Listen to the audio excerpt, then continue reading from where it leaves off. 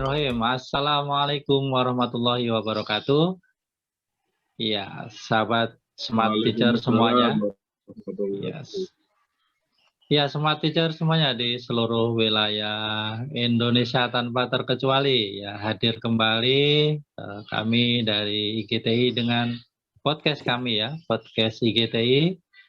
Pada hari ini special day karena hari ini bertepatan dengan Hari Pendidikan Nasional ya, yang jatuh pada tanggal 2 Mei dan bertepatan dengan tahun 2022 ya. Bahagia sekali saya walaupun hanya sebagai pengganti karena sebetulnya yang biasa memimpin dari podcast ini adalah Mas Rafiq Akbar, dan jumpa saat ini dengan saya Tri Umaryadi ya. Telah hadir bersama kita dua narasumber ya, aktivis pendidikan. Yang pertama adalah Ibu Presti Murni Setiati yang bertugas di daerah Magelang, Jawa Tengah, dan yang kedua adalah Bapak Siswo Purnomo yang bertugas di wilayah Jawa Timur. Tepat. Oke, langsung saja di Hari Pendidikan Nasional. Sebelumnya saya menyapa Mbak atau Ibu Presti Murni Setiati ya. Gimana, apa kabar Ibu Presti? Ini di Magelang apa di Jogja nih? Di Jogja. Oh, di Jogja. Kabar sehat ya? Alhamdulillah. Iya. Baik, oke, bincang-bincang soal Hari Pendidikan, Ibu Presti. Menurut Ibu Presti selaku aktivis atau penggerak atau roda motor dari pendidikan di Indonesia ini, seperti apa pandangan secara umum menurut Ibu Presti pendidikan di Indonesia ini? Pendidikan di Indonesia. Kalau menurut saya, pendidikan di Indonesia ini sedang dalam kondisi bangkit dari mati surinya. Ya sebenarnya nggak mati suri sih. Jadi kayak kemarin itu kan kita kan habis pandemi. Kemudian secara sebenarnya dari pemerintah pun sudah ada upaya-upaya untuk bagaimana supaya pendidikan itu nggak tumbang. Beberapa hal mesti anak-anak yang kemarin daring itu masih, kalau saya merasakan di tempat saya sendiri itu belajar juga masih kurang maksimal, kayak belajar di madrasah kadang-kadang juga masih putus nyambung kayak gitu. Jadi itu kalau misalnya dari sisi pendidikannya. Kemudian dari dari kurikulumnya, pemerintah juga sedang mempersiapkan kurikulum Merdeka. Pelaksanaan kurikulum Merdeka ini. Ya, betul. Ya, tetapi memang kalau menurut saya Indonesia ini sedang bingung atau sedang mencari pendidikan yang konsisten itu seperti apa. Karena dari beberapa waktu yang lalu kalau kita lihat gitu ya, standar isi pendidikan itu beberapa kali mengalami perubahan gitu ya. Ya, perubahan begitu. Jadi sebenarnya terjadi, apakah memang sedang lagi mencari formula pendidikan yang baik, atau memang pemerintah ini sedang bingung dengan bagaimana caranya supaya mencerdaskan kehidupan rakyatnya kayak gitu. Jadi bisa dikatakan belum punya jati diri gitu ya, Bu Presti ya? Yang nggak gitu juga sih. Nggak gitu ya. Ya mungkin bisa begitu, tetapi saya bilang tadi nggak tahu apakah memang sedang mencari formula yang tepat atau memang sedang bingung. Tetapi kalau saya kadang-kadang bingung gitu. Jadi kayak misalnya membuat nilai gitu ya, membuat nilai peraturannya seperti apa, tetapi yang kita dapatkan seperti apa kayak gitu. Jadi kayak yang kemudian akhirnya banyak nilai-nilai syafaat yang masuk kayak gitu. Iya. Dari zaman Belanda itu ya, Bu Presti ya. Iya. nilai syafaat. Iya.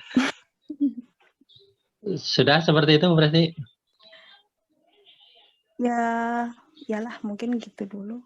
Oh ya, jadi mungkin tadi kalau kata positifnya baru mencari formula gitu ya, tapi negatifnya tadi ada kata-kata bingung gitu ya. Jadi pemerintah kita bisa dikatakan apakah bingung, apakah harus masih mencari formula setelah pendidikan ini sekian puluh tahun ya berjalan di Indonesia, tapi masih saja mencari formula yang tepat gitu ya. Berarti selama ini memang bisa dikatakan belum ada formula yang tepat gitu ya Bu Presti ya. Nah, mungkin kiblatnya belum pas. Oh, Kayak kiblatnya. Oh, kiblat. Apakah bisa dikatakan juga masih terpengaruh dengan kiblat luar mungkin, Ibu Presti? ya, mereka melihat bahwa kesuksesan pendidikan di luar itu yang akan diadopsi untuk negara kita. Iya, iya. Oh, gitu. Ya, ya, ya. Oke, oke.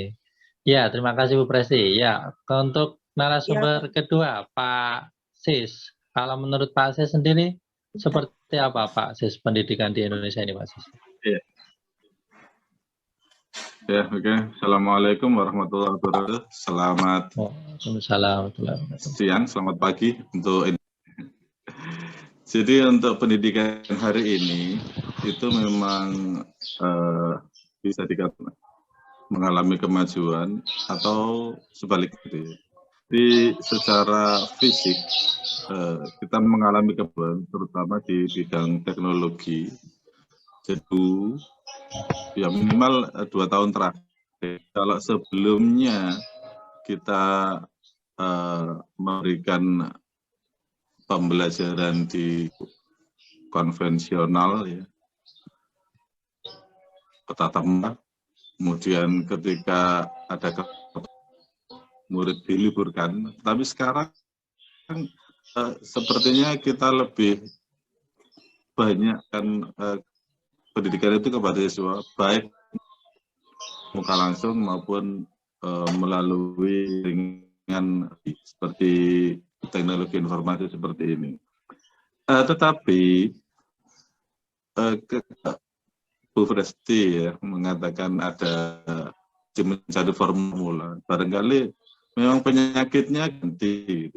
Jadi penyakit pendidikan di Indonesia itu berubah-ubah terus sehingga mengalami mutasi, disesuaikan formulasi yang tepat untuk menanganinya. Dulu jadi saya mengalami itu kurikulum mulai kurikulum 75, itu saya mengalami di SD, kemudian kurikulum 84, kurikulum 94, kurikulum 2004, 2013 sekarang, jadi sudah berapa kurikulum itu. Dan semuanya memang kalau saya amati ya dari kecil, semua hanya implementasi di lapangan ini yang membuat kurikulum itu seperti jalan di tempat. Jadi pendidikan dari tahun ke tahun jalan di tempat apa?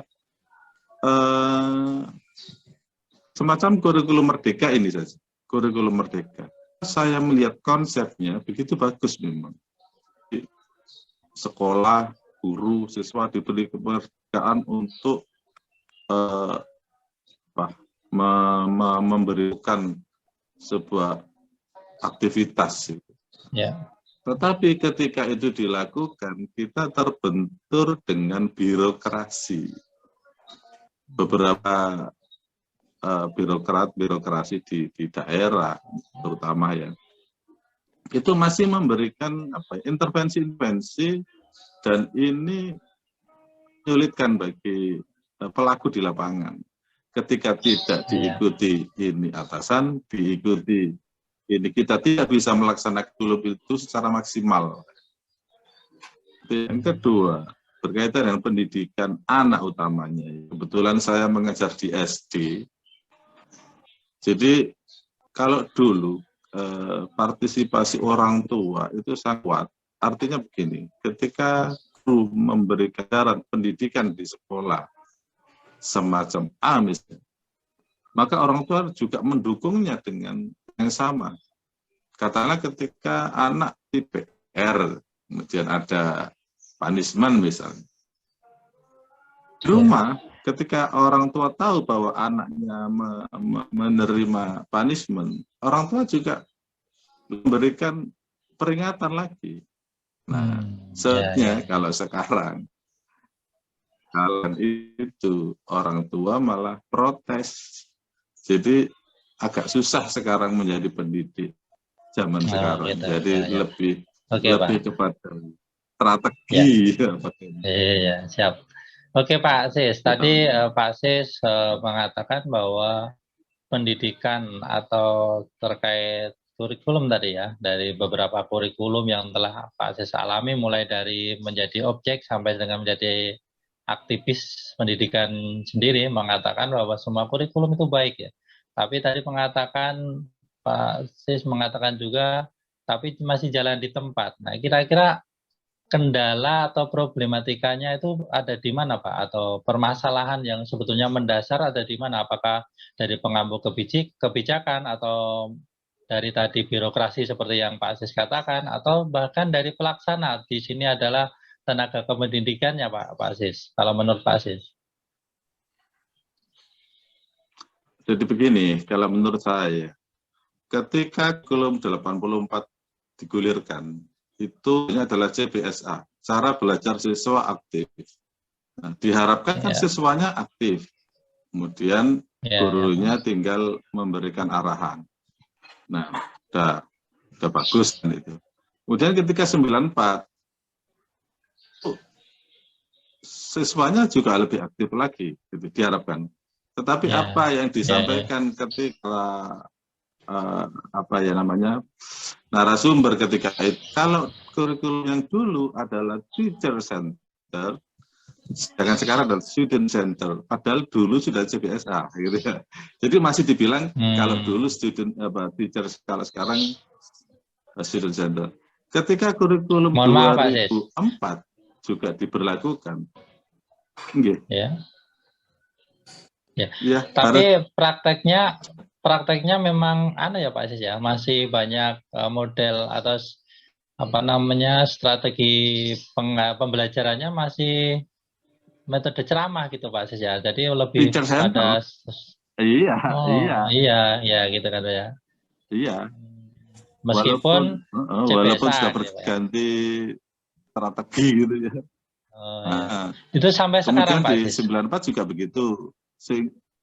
Sampai sekarang itu ketika karena guru itu kan dituntut laporan nilainya bagus. Jadi seperti Mbak Prestibi itu ada syafaat itu tadi. Jadi eksplorasi kemampuan siswa secara autentik kurang bisa dilaksanakan gitu. Nah, mudah-mudahan dengan kurikulum yang baru ini nanti dilaksanakan baik dari tingkat pusat sampai ke tingkat pelaksana itu bisa mengimplementasikan tepat konsep dasar dari kurikulum merdeka itu seperti apa dan dilakukan sesuai dengan konsep yang dibuat seperti itu. Karena kalau selama ini hanya merupakan tetap seperti ini terus begitu. Ya, terima kasih Pak Sis. Menurut Ibu Presti seperti apa? Kira-kira kendala atau problem yang penting atau yang sebetulnya terjadi di dunia pendidikan sendiri ada di mana? Apakah di ranah kebijakan atau birokrasi atau di level pelaksana, Bu Presti? Kalau membicarakan pendidikan di level kebijakan itu mungkin kalau saya melihat kebijakan satu dengan yang lain memang tapi gini aja deh, saya orang kecil jadi mau membicarakan kebijakan itu kok rasanya kok nggak pas gitu. Ya memang ini pandangan orang kecil Pak. Nggak apa-apa Bu. Jadi jadi kalau dari bawah itu dari lapangan saya melihatnya antara pendidikan di sekolah dengan lingkungan pendidikan di lingkungan tempat tinggal anak itu tidak sinkron. Jadi misalnya seperti ini saja. ketika saya orang apa namanya di madrasah, orang tua itu guru itu menanamkan karakter kepada anak supaya sopan, tidak boleh berbicara kasar, kemudian sholat dan sebagainya. Tapi di rumah orang tua tidak mendukung. Misalnya anak sendiri yang berbicara bahwa ibu saya juga nggak sholat kok Bu, ibu saya juga nggak puasa kok. Dan itu kan memprihatinkan sekali. Saya kadang astagfirullahaladzim, karena kan memang lingkungan yang paling dekat dengan anak itu kan keluarga. Keluarga, betul. Dan waktu lebih banyak dengan keluarga gitu ya Bu ya. Keluarga begitu, dan mereka menempatkan anak mereka di sini untuk apa kalau di keluarga juga nggak mendukung. Memangnya cukup kayak gitu ya. Ya saya berbicara seperti ini ya untuk diri saya sendiri juga sih sebenarnya. Jadi karena saya juga menitipkan anak saya di lembaga pendidikan yang saya harapkan dari situ bisa menjadi lebih baik. Tetapi ya kadang-kadang itu tadi dukungan keluarga sangat penting kayak gitu. Itu dari sisi pendidikannya. Kemudian seperti yang tadi Pak Sis sampaikan bahwa pemerintah itu menuntut laporan nilai anak itu bagus. Itu kemudian ya akhirnya muncullah nilai-nilai pertolongan itu. Nah itu membuat anak itu sendiri sudah bangga dengan nilai syafaat yang mereka dapatkan. Padahal mereka itu nggak ada hasil kayak gitu. Itu kemudian di sisi yang ketiga itu adalah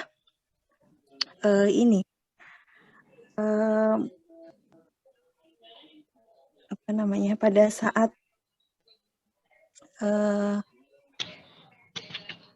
saya lupa. Ya, banyak dua hal yang saya kira ketika kita memberikan nilai hanya angka sebenarnya, tapi itu cukup berdampak pada mental anak ketika nanti ada ulangan atau tugas nggak ngerjakan, kita jadi dapat nggak dapat nilainya akan ngerjakan nilainya akan tetap sama seperti itu. Akan tetap dikasih nilai seperti itu. Iya.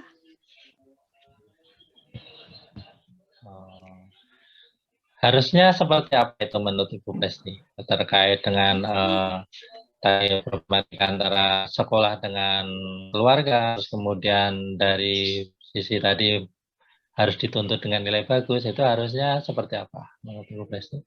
Kalau misalnya dengan keluarga mungkin ya sebisa mungkin ketika menitipkan anaknya sudah menitipkan anaknya di madrasah, di sekolah kayak gitu, jangan kemudian merasa bahwa madrasah atau sekolah itu adalah yang bisa mendidik anak. Keluarga juga berusaha untuk mendidik anak kayak gitu. Jadi jangan menyerahkan semua pendidikan anak itu hanya pada madrasah saja. Mentang-mentang sudah menitipkan anaknya di madrasah, anaknya kemudian akan tiba-tiba langsung jadi baik, soleh kayak gitu. Jadi ya itu didukung juga dengan peran keluarga. Itu satu, peran keluarga itu sangat penting. Apa komunikasi berperan itu Bu Presti? Komunikasi antara pihak madrasah, pihak sekolah dengan keluarga. Ya, saya kira itu cukup berperan kayak gitu. Cukup sangat berperan. Sangat berperan. Ya. Kemudian masalah nilai. Ya, yang kedua. Nah, masalah nilai itu juga nilai yang seharusnya dilaporkan ke orang tua dan juga ke anak, ya itulah nilai yang seharusnya kayak gitu, yang memang mereka sebenarnya gitu ya. Iya, tapi memang ada kan madrasah yang membuat dua versi nilai. Versi nilai syafaat dengan versi yang nilai disampaikan betul-betul kayak gitu. Tapi itu juga kalau menurut saya untuk apa sih kita itu membagus-baguskan sesuatu yang sebenarnya bobrok kayak gitu. Jadi ya kalau gitu ya. Langsung saja itu. Tapi ada pengalaman juga Bu Presti ya. Jadi tadi seperti membuat dua nilai ya, bisa dikatakan nilai asli dengan nilai bayangan. di mana nilai asli kita sampaikan ke siswa atau ke orang tua siswa, kemudian nilai bayangan itu yang bagus itu kemudian kita masukkan kepada Sistem. level administrasi atau sistem gitu ya. Ya. Nah, apakah itu bukan merupakan jalan keluar ketika kita mengalami sebagai pendidik ya, sebagai pendidik harus dituntut untuk menyerahkan nilai bagus, sementara sumber daya kita seperti itu gitu Bu Presti ya. Iya, mungkin itu salah satu jalan keluar. Tapi kan harus 2 kali kerja sesuatu yang menurut saya tidak bermanfaat kayak gitu loh. Jadi, gitu ya, ya. Ya, Okay. Ya kayak gitu.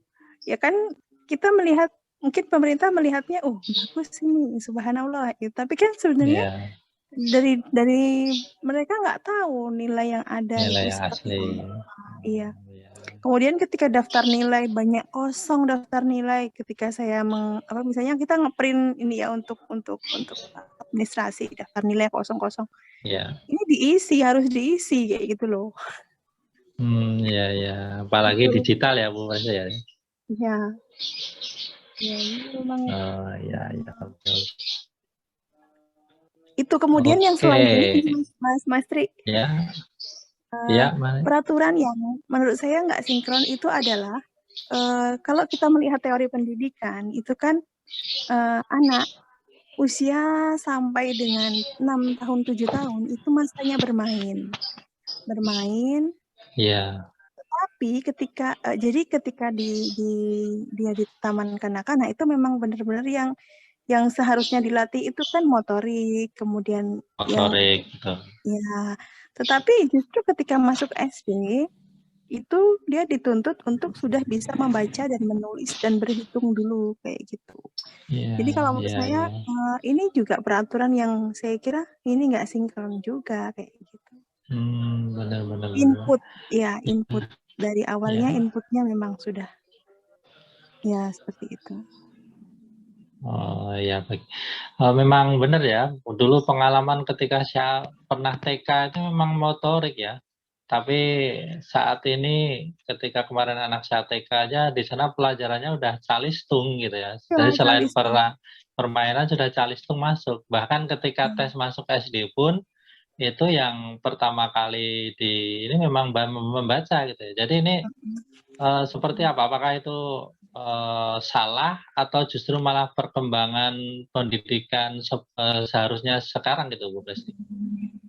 Itu dia, saya juga malah menjadi satu pertanyaan di sini bahwa ya mungkin kalau misalnya sebuah hadis itu yang mengatakan bahwa didiklah anak-anakmu sesuai dengan zamannya kayak gitu kan ya. Apakah memang zaman sekarang itu segalanya memang selalu dituntut serba cepat kayak gitu. Tetapi di sisi lain saya juga merasa bahwa masa bermain anak ini agak terbatasi atau justru malah kurang. Karena dari sisi bermain itu sebenarnya mengembangkan motorik anak dan lahan bermain di rumah itu sekarang juga berkurang. Nah, di sekolah yang seharusnya mungkin lebih banyak permainan-permainan ketika di TK itu pun juga sekarang dibatasi dengan kurikulum yang seharusnya anak nggak mengejar tuntutan yang ada di SD kayak gitu loh. Ya, oke. Berarti kalau misalkan kita tarik garis bawah, apakah kendala pendidikan di Indonesia ini adalah berada pada kurikulum, Bu Presti? Ya, kurikulum, kebijakan mungkin ya. Iya. Karena di masyarakat ada image yang berkembang ganti menteri, ganti kurikulum gitu ya. Ganti menteri, ganti kebijakan gitu ya. Itu emang nyata gitu ya. Artinya bagaimana kemudian pendidikan itu bisa berjalan ketika tenaga pendidik baru mau memahami kurikulum yang dicanangkan pemerintah, sementara udah ganti pemerintah, kemudian ganti lagi kurikulum gitu ya, Bu Siti. Yang dirasakan di level tenaga pendidikan seperti itu kah? Ya, seperti itu ya, betul sekali. Gitu ya. Oke. Ya Pak Sis, menurut Pak Sis seperti apa Pak Sis? Ya. Sebenarnya kalau Tanggapan seperti itu tidak sepenuhnya benar ya. Kalau ganti menteri, ganti kurikulum. Tapi realitanya Pak Sis? Jadi kurikulum kan secara periodik memang harus ganti, mengikuti zaman. Ketika saya pertama kali masuk sekolah itu pakai kurikulum 75, 10 tahun kemudian kurikulum dibarui dan setiap 10 tahun memang direvisi. Ya, kebetulan setiap 10 tahun itu pejabatnya juga berganti, terkesan ganti menteri, ganti kurikulum, dan memang waktunya ganti. Nah, kemudian kurikulum juga menyesuaikan juga dengan kebijakan makro itu sendiri. Seperti sekarang misalnya, jika kebetulan menterinya berlatar belakang IT, ya, karena merupakan founder dari sebuah platform digital. Ya, okay. Sehingga memang bagus-bagus saja sebenarnya, dan hanya implementasi kembali ke implementasi di lapangan itu tidak serta menerapkan kurikulum disusun konsepnya oleh para pakar di tingkat pusat itu bisa dilaksanakan di tingkat lapangan. Itu yang jadi catatan. Karena begini, misalnya ketika kurikulum 13 lah katakanlah, itu metode scientific metodologi itu dilaksanakan, maka target kurikulum itu tidak mungkin tercapai dengan kondisi siswa yang sangat heterogen dan latar belakang yang macam-macam, dan dituntut dengan nilai KKM juga, seperti itu, sehingga terjadi orang-orang di lapangan, pendidik di lapangan sama, karena ditekan, pokoknya harus selesai ini, ya karena tuntutannya harus selesai, bagaimana caranya, yang penting target kurikulum kayak gitu. Nah, tentang hasilnya, nilai yang harus dilaporkan ya sesuai KKM minimal. Dan apakah itu mencerminkan kemampuan siswa secara sesungguhnya? Nah, itu tanda tanya besar untuk menurut saya. Mudah-mudahan melalui podcast ini di tanggal 2 Mei ini kita mulai berbenah semuanya ini, baik dari operator ya, pelaku seperti saya ini, pelaku pendidik di bawah ini, tingkat SJ ini. Termasuk masyarakatnya ini juga, ini yang perlu diedukasi. Karena masyarakat ini sekarang ini merata dari gurunya yang di sekolah gitu. Jadi gurunya intervensi terus, sehingga tidak bisa maksimal menerapkan kurikulum yang ditetapkan oleh pemerintah itu. Oke Pak Sis. Tadi Pak Sis katakan karena memang sudah waktunya berganti, artinya di situ ada periodiknya gitu ya Pak ya. Satu kurikulum itu ada masanya gitu ya Pak. Nah, seharusnya ketika seperti itu harus mengikuti perubahan, mengikuti zaman, mengikuti perkembangan ya. Harusnya yang kemarin sudah tercapai, kemudian ditingkatkan sehingga kurikulum kita itu nanti outputnya itu semakin baik gitu ya Pak Sis ya. Nah, yang terjadi selama ini seperti apa Pak? Apakah sudah seperti itu? Sudah seperti itu atau masih naik turun Pak Sis? Sayangnya harusnya kan seperti idealnya seperti itu. Yang terjadi apa? Karena untuk grade para tenaga pendidik itu sendiri juga tidak semudah membalikkan telapak tangan. Jadi ketika pergantian kurikulum itu kan butuh persiapan juga. Nah, ketika ada perubahan sistem strategi dan perubahan yang kadang-kadang tidak dibarengi dengan daya manusianya, sehingga yang terkesan adalah guru saja bingung, apalagi muridnya. Nah, saya amati sebenarnya kurikulum itu ya itu saja, yang diajarkan ya materinya ya itu saja. Jadi hanya mungkin mengalami ini, justru peningkatan. Ada yang mengalami peningkatan, ada yang justru diturun grade-nya gitu. Seperti di mata pelajaran tertentu ya. Kalau saya dulu di SD itu sudah diberikan ini. Jadi semacam ada mesin giling gitu ya. Ada input, ada output, kemudian prosesnya di dalam seperti apa. Seperti itu, ada gambar, ada input, ada proses di dalam, ada output. Itu kalau anak yang istilahnya punya kecerdasan yang lebih nggak bisa, bahkan sampai saya ingat itu, saya dulu ngerjakan bisa. Jadi untuk memahami itu. Nah, sekarang ya sama seperti itu. Sama artinya kalau dikatakan saya dulu nggak bisa, ya memang dulu, sekarang juga seperti ini. Jadi ya sebenarnya kurikulum ganti itu biasa aja ya. Kurikulum terganti itu biasa. Seperti kita juga dulu nggak mengenalnya 9 angka, sekarang sudah malah nggak ada angkanya. Kita bisa dan bahkan bisa seperti ini dengan handphone gitu ya. Seperti itulah. Ya Pak Sis. Oke, itu tadi pandangan secara umum ya Pak Sis ya, dan juga Bu Presti ya, terkait pendidikan di Indonesia ini secara umum. Kalau secara khusus seperti apa? Karena mungkin Ibu Presti dan juga Pak Sis ini kan tenaga pendidik yang notabene di sini adalah seorang disabilitas gitu ya. Nah, terutama di sini disabilitas netra, itu pandangan untuk terkait pendidikan yang secara khusus untuk teman-teman disabilitas di Indonesia ini seperti apa? Mungkin dari Pak Sis dulu, Pak. Pandangan dari siapa ini? Dari saya sebagai pendidik atau masyarakat terhadap pendidik yang disabilitas? Dari pendidik, Pak. Dari pendidik itu pandangan pendidikan saya Indonesia khusus seperti apa, Pak? Oh begitu. Ya. Oh begitu, ya.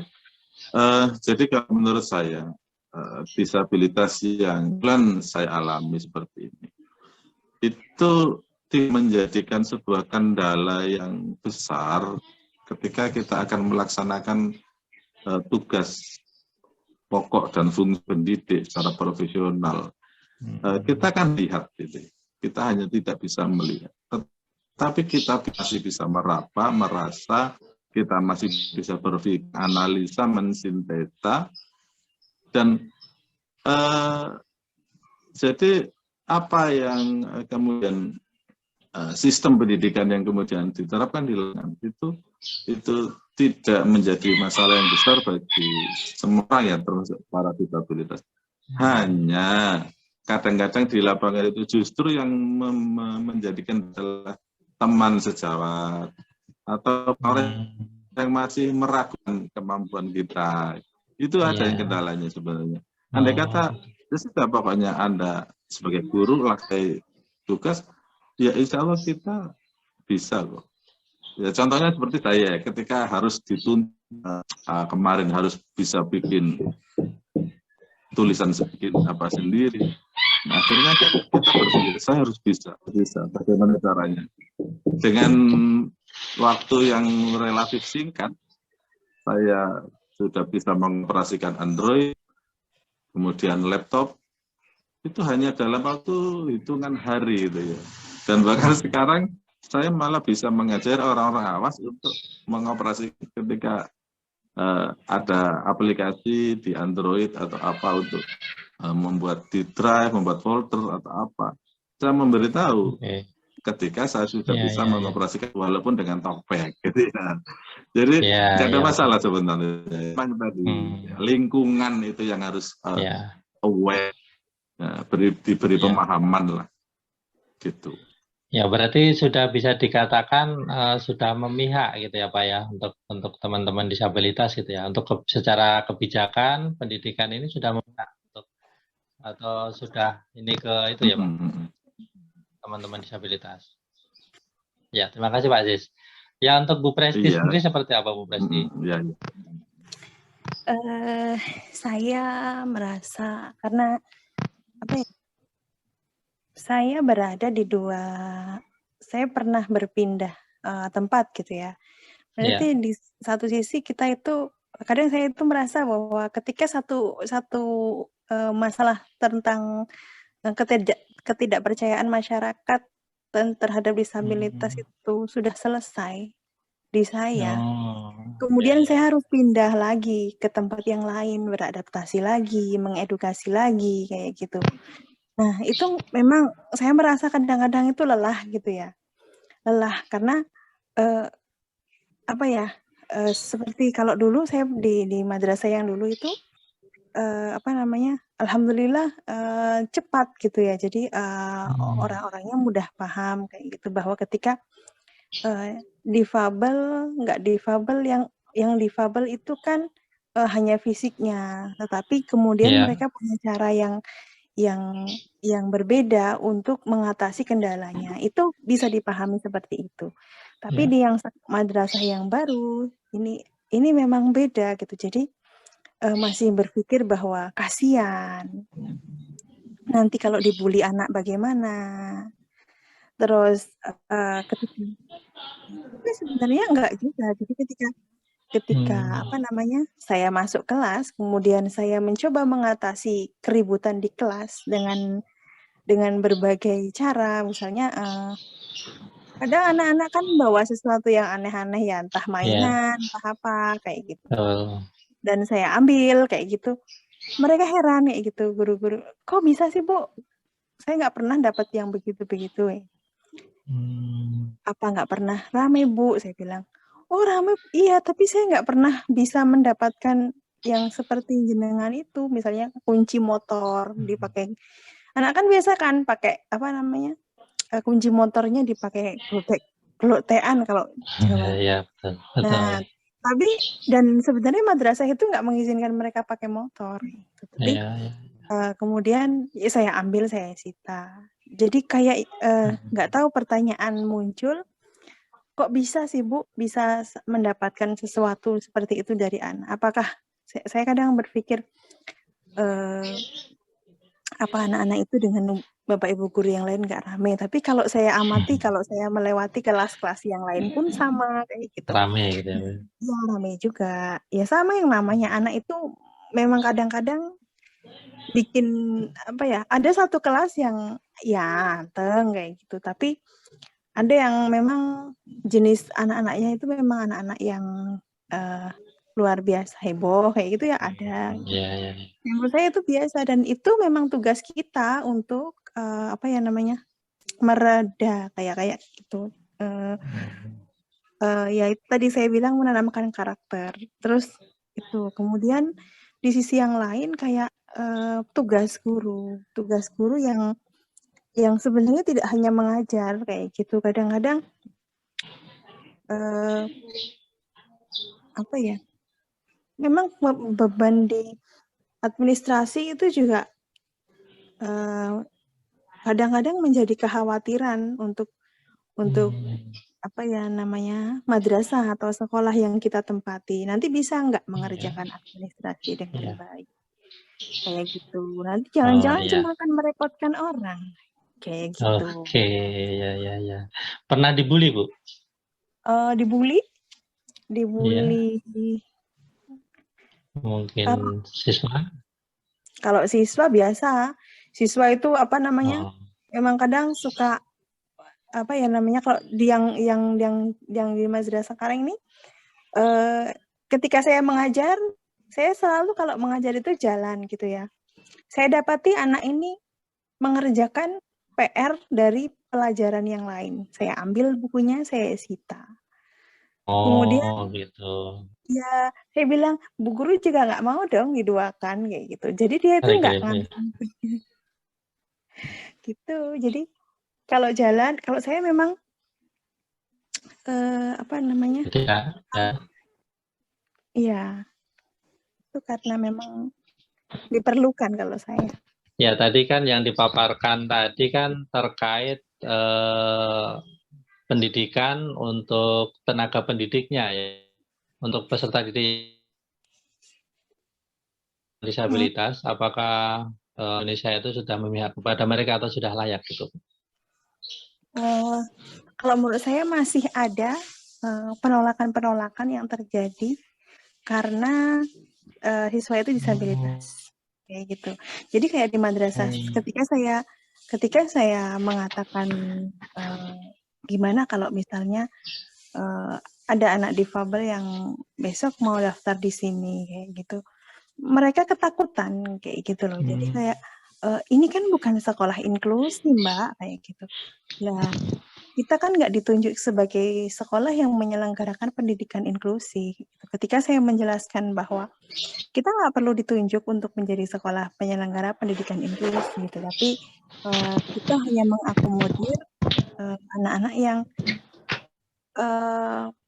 difabel, tetapi ya apa namanya mau meneruskan pendidikan di madrasah kayak gitu. Jadi kayak yang gedung, alasannya banyak, misalnya kayak gedungnya belum siap, tenaga kependidikannya belum siap, dan lain-lain kayak gitu. Itu memang masih, saya rasakan memang masih ada penolakan-penolakan seperti itu. Baik, tadi telah disampaikan pandangan umum baik secara khusus ataupun secara umum terkait pendidikan di Indonesia ini ya.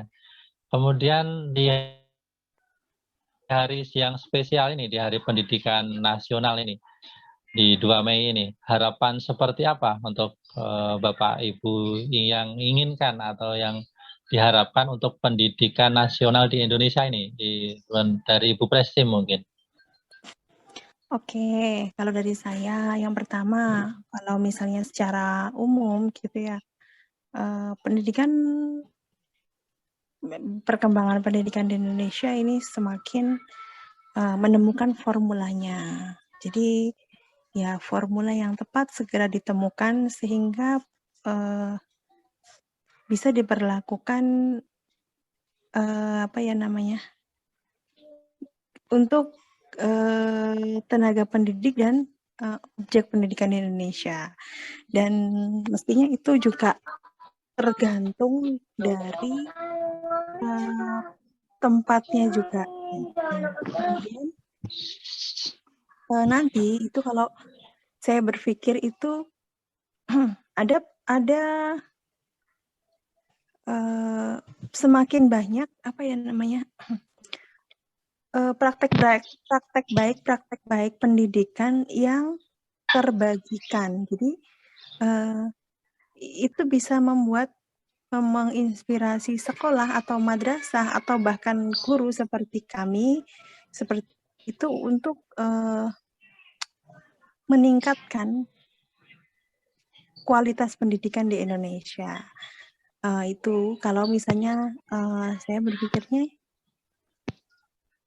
secara umum mungkin seperti itu. Tetapi kemudian ketika berbicara tentang pendidikan bagi disabilitas atau penyandang difabel, itu kalau saya berpikirnya semua madrasah itu bisa welcome, semua madrasah atau sekolah itu bisa menerima peserta didik dengan disabilitas dengan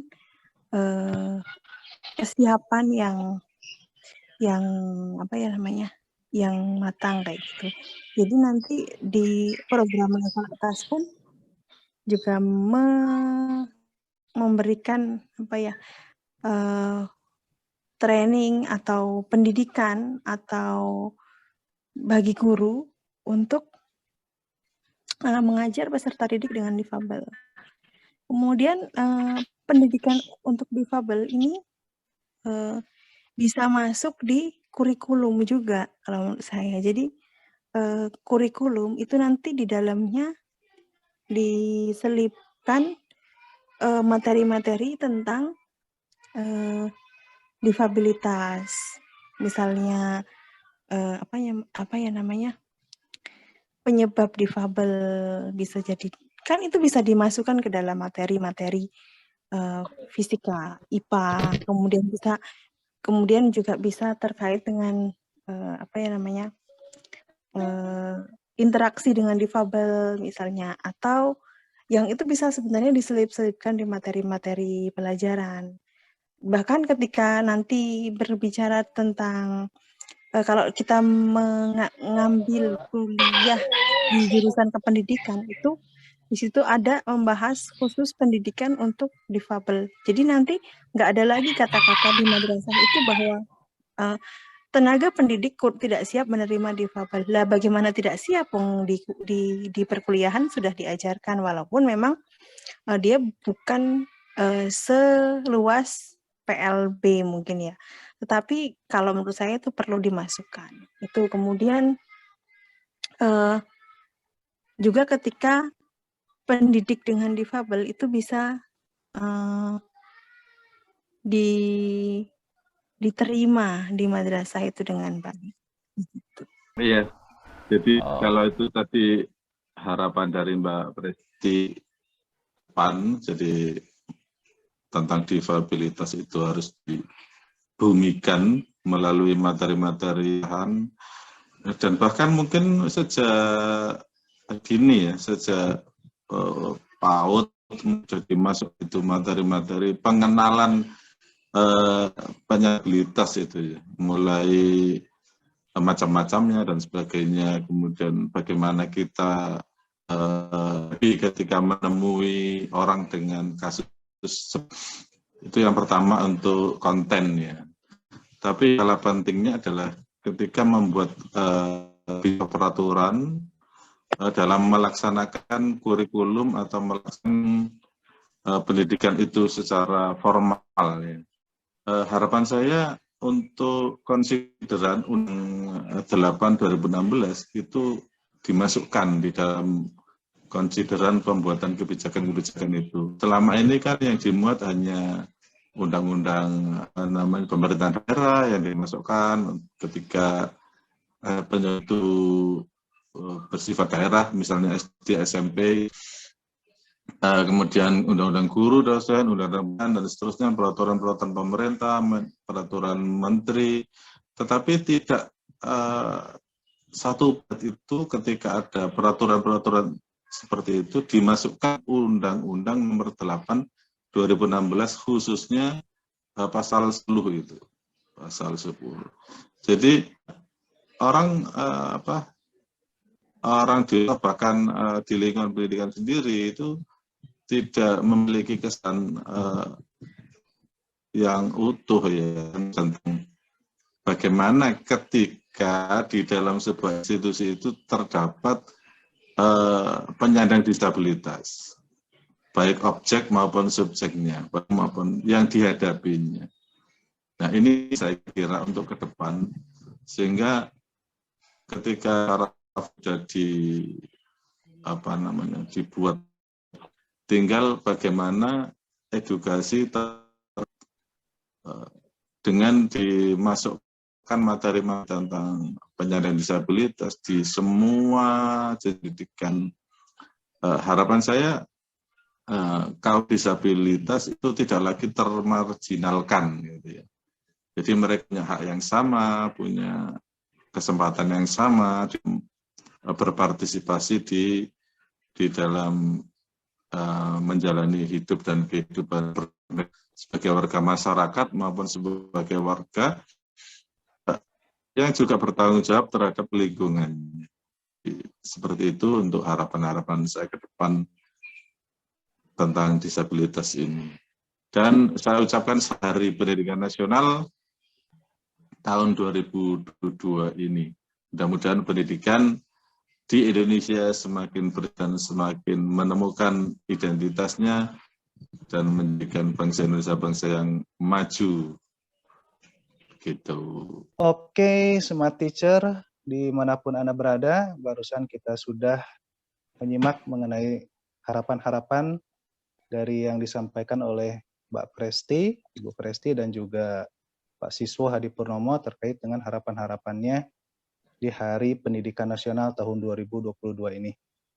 Ada beberapa yang bisa ditarik kesimpulan, apa yang disampaikan oleh Ibu Presti, itu terkait dengan materi-materi ya, diselipkannya materi-materi terkait dengan pengenalan disabilitas di berbagai jenjang, sehingga para pendidik itu ketika di tingkat kuliah pun sudah mengalami pembelajaran terkait dengan dan mengenal terkait dengan disabilitas itu sendiri, sehingga tidak ada alasan ketika mereka berada di sekolah maupun madrasah itu melakukan penolakan terhadap disabilitas. Lalu juga terkait dengan apa yang disampaikan tadi oleh Pak Siswo, nah ini juga menarik terkait dengan bagaimana sosialisasi terhadap Undang-Undang Nomor 8 2016. Nah ini yang sekiranya masih belum begitu gencarnya ya di tingkat tentunya khususnya di bidang pendidikan. Nah, ini bagaimana seluruh dinas, pemerintah daerah sangat memahami terkait dengan Undang-Undang Nomor 8 2016, khususnya terkait dengan keberadaan para guru, para pendidik, maupun tenaga kependidikan, dan juga siswa yang berkebutuhan khusus atau disabilitas. Nah, mungkin itu saja untuk hari ini, para Smart Teacher, dimanapun Anda berada. Kegiatan kita hari ini terkait dengan momen Hari Pendidikan Nasional pada tanggal 2 Mei 2022. Semoga untuk kedepannya pendidikan di Indonesia lebih maju lagi, lebih baik lagi, dan memiliki formula yang tepat di dalam implementasinya. Saya ucapkan terima kasih kepada Ibu Presi dan Pak Siswo atas kehadirannya. Oke, Smart Teacher semua, jangan lupa terus simak podcast kami berikutnya di IGTI. Salam inklusif, edukatif, progresif. Wassalamualaikum warahmatullahi wabarakatuh. Progresif.